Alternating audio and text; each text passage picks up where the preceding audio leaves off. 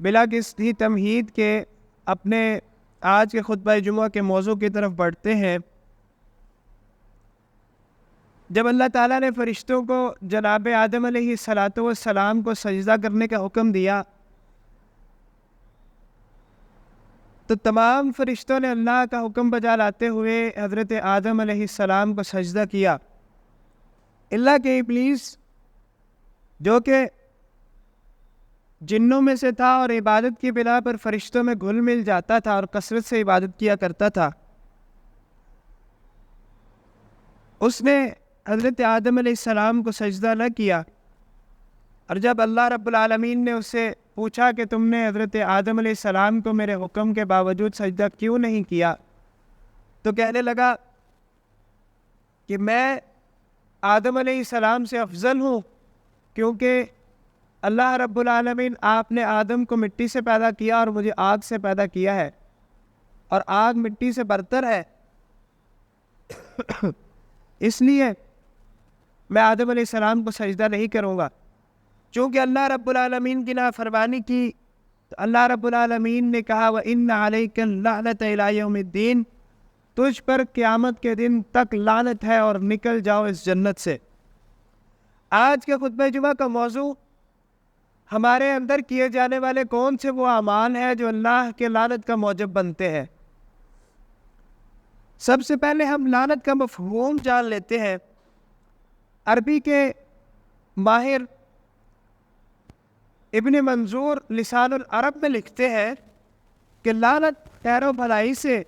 دور کرنے اور دھتکارنے کا نام ہے، اور یہ بھی کہا کہ اللہ کی لعنت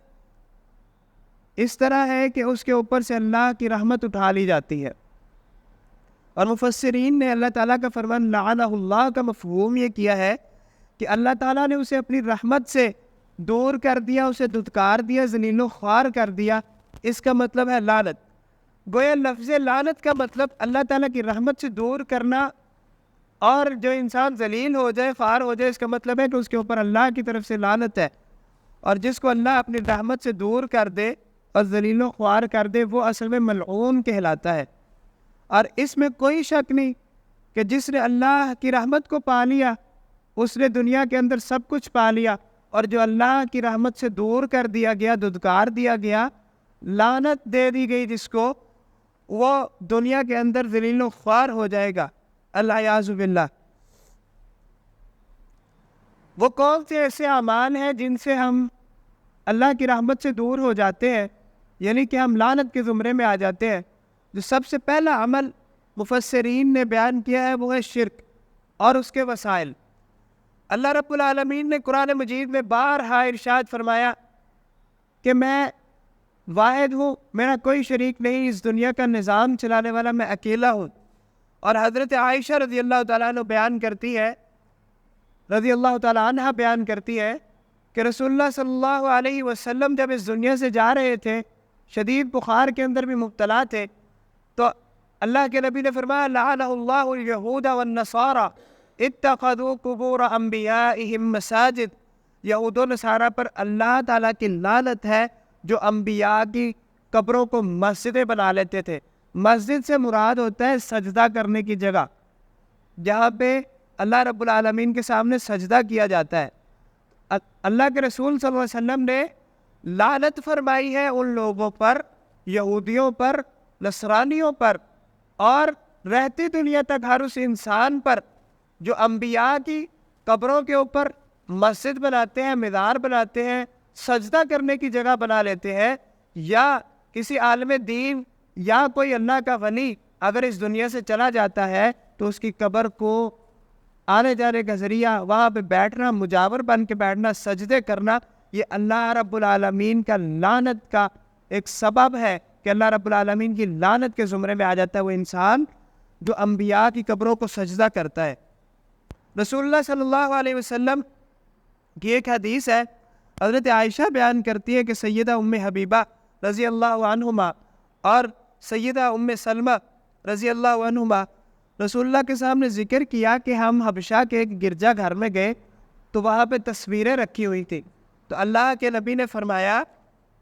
ان لوگوں میں جب کوئی نیک بندہ یا آدمی مر جاتا ہے تو اس کی قبر کو مسجد بنا ڈالتے ہیں اور وہاں پہ تصویریں رکھ دیتے ہیں. اللہ کے نزدیک یہ سب سے برے ترین لوگ ہیں اور یہ اللہ کی لعنت کے مستحق ہیں. یعنی کہ اللہ کی رحمت سے دور کر دیے گئے ہیں یہ لوگ. اور اسی طرح ایک شرک کا ایک اور پہلو یہ بھی ہے کہ لعنہ اللہ من ذبح لغیر اللہ. اللہ کی لعنت ہے اس کے اوپر جو جانور کو کسی اور کے نام پر ذبح کرتا ہے. اللہ کا نام لیے بغیر دل میں نیت رکھنا, دماغ میں سوچنا یا زبان سے کلمات ادا کرنا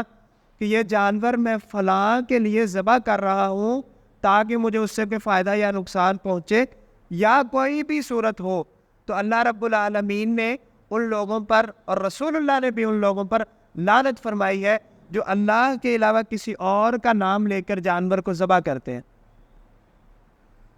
یہاں پر دوسرا سبب, پہلا ہم نے یہاں پہ سنا کہ شرک کرنا اللہ کی لعنت کا موجب ہے. دوسرا سبب جو اللہ کو اور اس کے رسول کو تکلیف دیتے ہیں وہ لوگ اللہ کی لعنت کے مستحق ہیں. یعنی کہ اللہ کی میں بار بار یہ بول رہا ہوں کہ اللہ کی رحمت سے دور کر دیے جاتے ہیں, لعنت کا یہ مطلب ہے. اور اگر ہم آج دیکھیں کہ ہم نے ایک دوسرے کے لیے یہ تقیہ کلام بنا لیا ہے کہ تم بہت لعنتی شخص ہو, کسی کو پیار سے, کسی کو جغت بازی کے اندر, کسی کو کسی طریقے سے جب ہم لعنت ڈال دیتے ہیں تو اس کا مطلب ہوتا ہے کہ تمہیں اللہ کی رحمت سے دور کر دیا گیا ہے. اور رسول اللہ صلی اللہ علیہ وسلم کی حدیث ہے کہ ایک مسلمان جب دوسرے مسلمان کو کافر کہتا ہے یا لعنت کرتا ہے تو اگر وہ واقعی میں کافر نہ ہو یا وہ لعنتی نہ ہو تو وہ کفر اس کے اوپر لوٹ آتا ہے, وہ لعنت اس کے اوپر لوٹ آتی ہے, وہ گالی اس کے اوپر لوٹ آتی ہے, وہ خود اس کا شکار ہو جاتا ہے. لہٰذا کوشش کرنی چاہیے کہ جب ہم کسی کے ساتھ گفتگو کر رہے ہیں تو ان الفاظ کی سنگینی کو جانیں اور ان الفاظ کو استعمال نہ کریں, خاص کر کسی مسلمان کے لیے. تو ہم ڈسکس کر رہے تھے کہ رسول اللہ صلی اللہ علیہ وسلم کو تکلیف پہنچانا اور اللہ کو تکلیف پہنچانے والے لوگ اس دنیا کے اندر لعنتی ہے. اللہ کو کیسے تکلیف پہنچائی جاتی ہے؟ مثال کے طور پر اللہ رب العالمین قرآن میں فرماتے ہیں وَقَالُوا اتَّخَذَ الرَّحْمَنُ وَلَدًا, انہوں نے کہا کہ اللہ نے اولاد اختیار کی. لَقَدْ جِئْتُمْ شَيْئًا إِدًّا, یہ تم بہت بری چیز نکال کر لائے ہو. یعنی کہ عیسائی کہتے ہیں کہ عیسیٰ ابن مریم اللہ کے بیٹے ہیں, یا کبھی وہ کہتے ہیں کہ اللہ ہے, یا وہ عقیدہ تثلیث کے مطابق کہتے ہیں کہ یہ تینوں ہی اللہ ہے. یہ اللہ رب العالمین کے لیے تکلیف کا سبب ہے, ایذا پہنچانا ہے, اور ان لوگوں پر اللہ رب العالمین کی لعنت برستی ہے جو ان عقائد کے حامل لوگ ہوتے ہیں.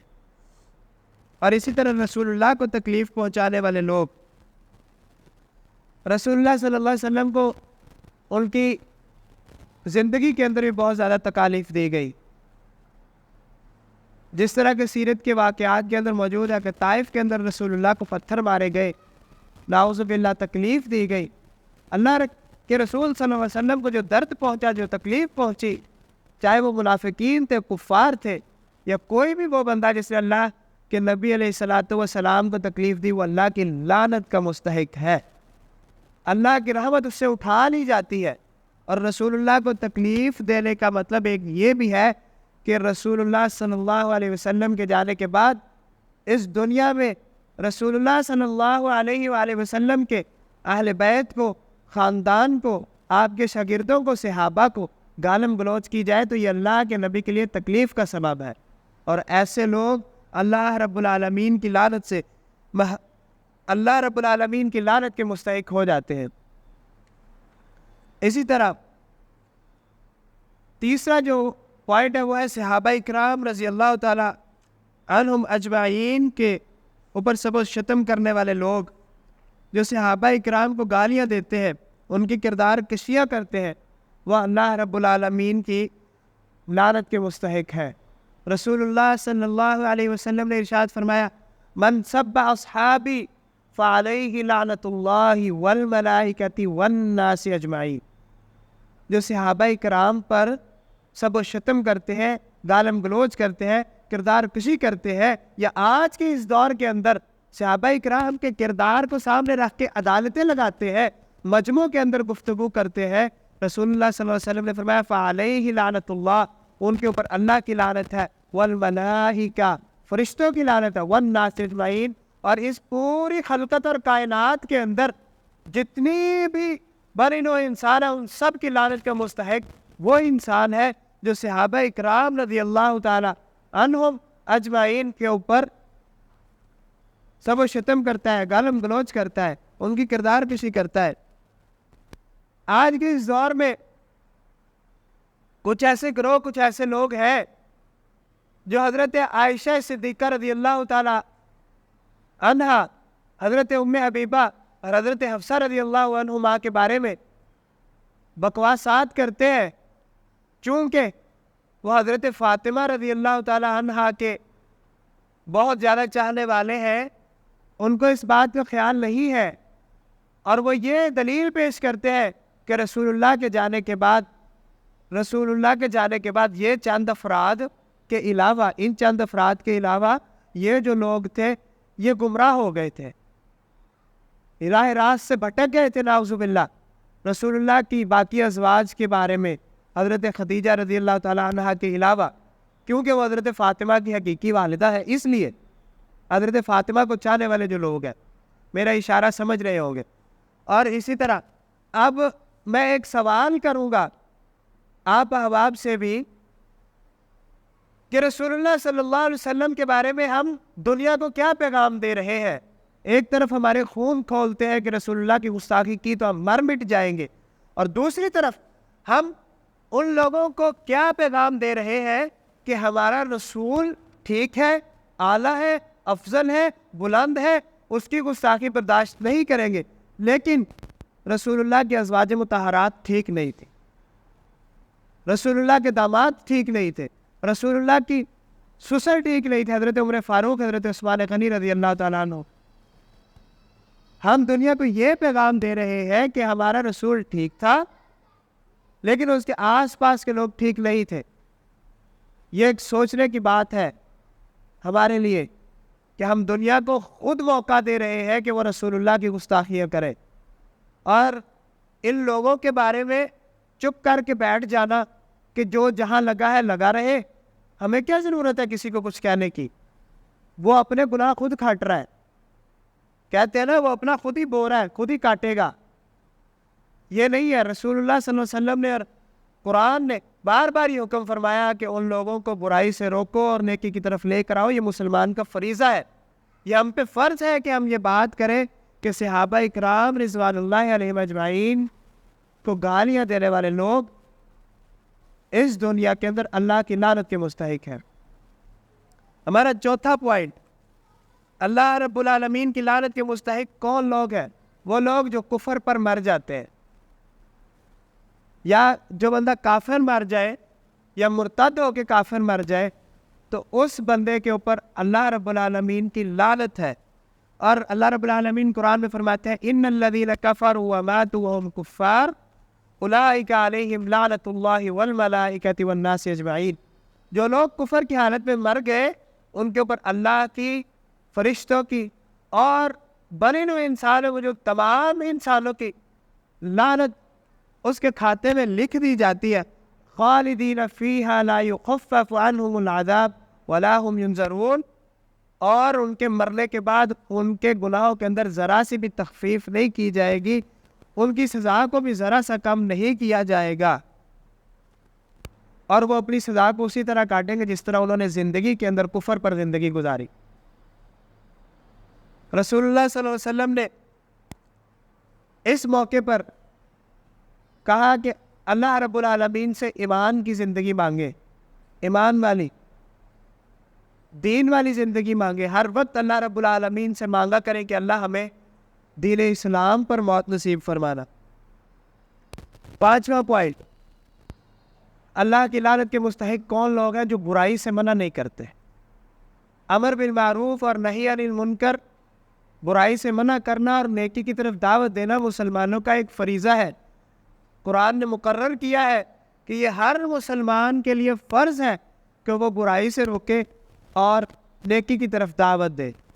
آج کے اس دور میں اگر ہمارے سامنے برائی ہو رہی ہے اور ہم اس کو روکنے کی سکت رکھتے ہیں، ہم پھر بھی اس کو نہیں روکتے، ہٹ دھرمی میں یا یہ کہہ دینا کہ جو جہاں لگا ہے لگا رہنے دے، تو ایسے لوگ، ایسے محلے، ایسے علماء اللہ کی لعنت کے مستحق ہوتے ہیں جو دیکھتے جانتے بوجھتے بھی اس برائی کو نہیں روکتے۔ ہمارا چھٹا پوائنٹ یہ ہے کہ رشتہ داروں کے ساتھ جو قطع تعلقی کرتے ہیں وہ اللہ کی لعنت کے مستحق ہوتے ہیں۔ کس طرح رسول اللہ صلی اللہ علیہ وسلم نے بارہا موقعوں پہ فرمایا کہ اپنی رشتہ داریوں کو جوڑو، اور قرآن کہتا ہے فَهَلْ عَصَيْتُمْ إِن تَوَلَّيْتُمْ أَن تُفْسِدُوا فِي الْأَرْضِ وَتُقَطِّعُوا أَرْحَامَكُمْ أُولَٰئِكَ الَّذِينَ لَعَنَهُمُ اللَّهُ فَأَعْصَمَّهُمْ وَأَعْمَىٰ أَبْصَارَهُمْ۔ اور یہ لوگ، ان لوگوں سے مراد وہ لوگ جو زمین کے اندر فساد کرتے ہیں، قطع تعلقی کرتے ہیں، رشتے توڑتے ہیں، اولئک الذین لعنہم اللہ، یہ لوگ اللہ کی لعنت کے مستحق ہیں، فاصمہم واعمی ابصارہم، اللہ ان کو کانوں سے بہرے کر دیتا ہے، آنکھوں سے اندھا کر دیتا ہے، پھر ان کو نہ کچھ سنتا ہے اور نہ ان کو کچھ دکھتا ہے۔ اسی لیے کوشش کرنی چاہیے کہ رشتہ داروں کے اندر جو ناچاکیاں، جو بدسلوکیاں ہم نے کی ہیں رشتہ داروں کے ساتھ، ہم ان کو ختم کریں اور اللہ رب العالمین کی رحمت کے حقدار بن جائیں۔ اگلا پوائنٹ یہ ہے کہ جو لوگ نشہ کرتے ہیں، شراب نوشی کرنے والے لوگ، نشہ کرنے والے لوگ، کسی بھی قسم کا نشہ ہو، کل مسکرن حرام، اللہ رب العالمین نے ہر طرح کی نشہ آور چیز انسان کے لیے، مسلمان کے لیے حرام کر دی ہے، اور جو حرام کردہ اعمال میں ان اعمال کو کرتا ہے تو وہ اللہ رب العالمین کی لعنت کے مستحق ہے۔ ہمارا آج کا آخری پوائنٹ، اور اس وقت معاشرے کے اندر سب سے بڑا پھیل جانے والا جو فتنہ ہے وہ ہے مرد و زن کی مشابہت اختیار کرنا۔ مرد و زن کی مشابہت اختیار کرنے والے لوگوں کو اللہ رب العالمین نے ان کے لیے اپنی لعنت، اپنا عذاب تیار کر رکھا ہے۔ رسول اللہ صلی اللہ علیہ وسلم نے فرمایا اس مرد پر لعنت ہو جو عورت کی مشابہت کرتا ہے، اور اس عورت پر لعنت ہو جو مرد کی مشابہت کرتا ہے۔ آج کے اس دور کے اندر یورپ اور باقی یہود و نصارہ کے جو ممالک ہیں، ان کا ایک پھیلایا ہوا فتنہ، جس کے بارے میں کہا جاتا ہے کہ ممبر و محراب پہ یہ بات نہیں کرنی، یہ شرم کی بات ہے، لوگوں کو ایجوکیٹ نہیں کرنا، بتانا نہیں ہے۔ اصل میں یہ باتیں اس وقت معاشرے کے اندر کرنے والی ہے۔ لوگوں کو پتہ ہونا چاہیے کہ ہماری اولاد کے لیے آنے والا فتنہ کیا تیار کر دیا گیا ہے۔ میڈیا کے اندر، اسکولوں کے اندر، کالجز کے اندر کیا کیا مہمات چلائی جا رہی ہے۔ جو آج کل ایک فتنہ چل رہا ہے، پاکستان کے اندر بڑے زور و شور سے چل رہا تھا، ٹرانسجینڈر ایکٹ کو پاکستان میں نافذ کرنے کی کوشش کی گئی، مخنث لوگوں کے حقوق کے نام کے اوپر اس کے اندر یہ شکیں ڈالی گئی کہ اگر کوئی یہ محسوس کرے، کوئی مرد، کہ میرے اندر عورتوں والی فیلنگز ہیں، تو وہ اپنے آپ کو عورت بنا سکتا ہے۔ ایسے لوگوں کے لیے اللہ نے لعنت کی ہے، اپنی رحمت سے دوری کی ہے ایسے لوگوں کے لیے۔ آج ہم سمجھے کہ اس پرفتن دور کے اندر جو فتنے ہمارے لیے تیار کر رکھے ہیں وہ کہیں نہ کہیں اللہ کی لعنت کا سبب ہے، اور یہود و نصارہ ہر وقت تیار ہے کہ مسلمانوں کی اولادوں کو، ان کی نسلوں کو تباہ و برباد کیا جائے۔ رسول اللہ صلی اللہ علیہ وسلم نے ارشاد فرمایا لعن اللہ النبی صلی اللہ علیہ وسلم، اللہ کے نبی کی خاص لعنت ہے ان مردوں پر جو اپنے آپ کو مخنث سمجھتے ہیں، جو اپنے آپ کو عورتیں سمجھنے لگ جاتے ہیں، اللہ کے نبی کی لعنت ہے۔ اور جس بندے کے اوپر اللہ کے نبی اپنی لعنت کر دے، یا وہ اللہ کے نبی کا نافرمان ہو اور اللہ کے نبی کی لعنت اس کے اوپر آ جائے، تو اس کا مطلب اسی طرح ہے کہ قیامت والے دن اللہ رب العالمین کے ہاں اس کی رسول اللہ شفاعت نہیں کریں گے۔ اور قیامت کے قرآن مجید کے ایک آیت کا مفہوم ہے کہ اللہ رب العالمین کسی کو یہ حق نہیں دے گا کہ کوئی کسی کی سفارش کرے، اللہ اس کے جس کو اللہ رب العالمین اجازت دے۔ اور قیامت والے دن صرف اور صرف سفارش کی اجازت جو ہے وہ رسول اللہ صلی اللہ علیہ وسلم کے پاس ہوگی۔ تو ہم نے جتنے یہ اعمال، جتنے یہ کام اس وقت اس خطبہ جمعہ میں ڈسکس کیے ہیں، ان تمام اعمال سے بچیے۔ اور بھی بہت سارے اعمال ہیں، جس طرح چوری کرنا، شراب نوشی کرنا، اور بھی بہت سارے ایسے اعمال ہیں جن کے لیے بہت زیادہ وقت درکار ہے۔ ان کو کرنے سے ہم اللہ کی رحمت سے دور ہو جاتے ہیں، رسول اللہ کی لعنت کے نیچے آ جاتے ہیں، رسول اللہ کی رحمت سے دور ہو جائے گی قیامت والے دن۔ اللہ رب العالمین ہمیں رسول اللہ کی سفارش نصیب فرمائے اور ہمیں اللہ کی رحمت اور اللہ کے فضل کو تلاش کرنے کی توفیق عطا فرمائے۔ اللہ ہمیں ان اعمال سے بچائے جن کی وجہ سے ہم اللہ کی لعنت کے مستحق بنتے ہیں۔ اللہ رب العالمین ہمیں فرداً اور اجتماعی طور پر لوگوں کو تلقین کرنے کی توفیق عطا فرمائے، اور ہمیں جو سنا ہے اور جو سنایا ہے اس کے اوپر عمل کرنے کی توفیق عطا فرمائے۔